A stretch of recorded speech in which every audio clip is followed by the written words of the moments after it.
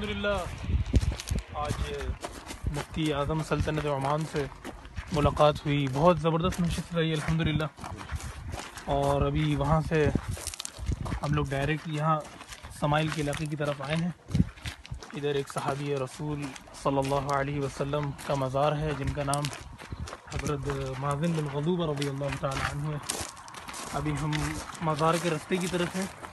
کافی پرانا علاقہ ہے ماشاءاللہ، خوبصورت پہاڑ اور کھجوروں کے درختوں کی بھرمار ہے یہاں پہ.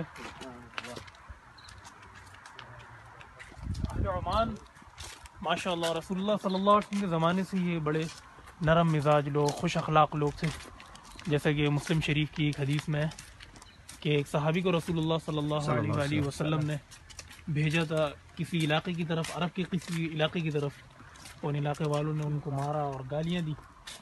تو جب وہ رسول اللہ صلی اللہ علیہ وآلہ وسلم کے پاس آئے اور ان سے شکایت کی تو انہوں نے فرمایا کہ لو ان اہل عمان اتیت ما سبوک ولا ضربوک، کہ اگر آپ عمان والوں کے پاس آتے تو نہ آپ کو وہ مارتے نہ گالی بکتے. اور یہ وہ علاقہ ہے جو رسول اللہ صلی اللہ علیہ وسلم کے زمانے میں بغیر کسی جنگ کے فتح ہوا.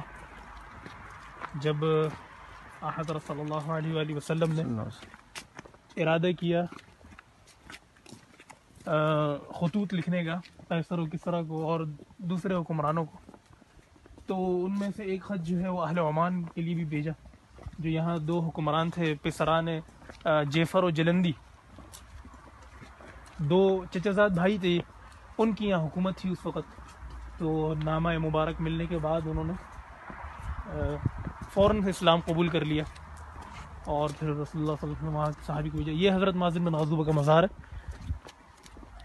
یہ عمانی الاصل وہ تھے، یہ صحابی رسول ہیں. رسول اللہ صلی اللہ علیہ وسلم کی زیارت ہوئی اور اس کے بعد پھر یہاں آئے. مولانا سہیل باوا صاحب کے ساتھ ہم یہاں موجود ہیں. حضرت مزار کی طرف بڑھ رہے ہیں.